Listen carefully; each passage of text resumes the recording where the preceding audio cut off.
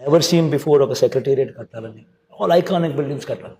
ఇవన్నీ ఎప్పుడైతే రియాలిటీలోకి వస్తాయో ఏమవుతుందనంటే వైజాగ్ గురించి మాట్లాడడం మొదలు పెడతారు.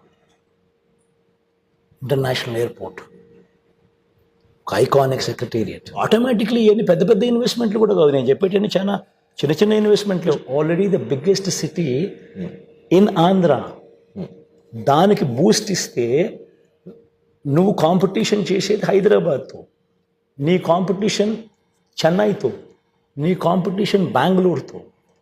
ఎప్పుడు ఈ పరిస్థితి వస్తుందనంటే నువ్వు వైజాగ్ను ఆ థ్రస్ట్ ఇస్తే అప్పుడు ఈ Vizag will start competing with these people.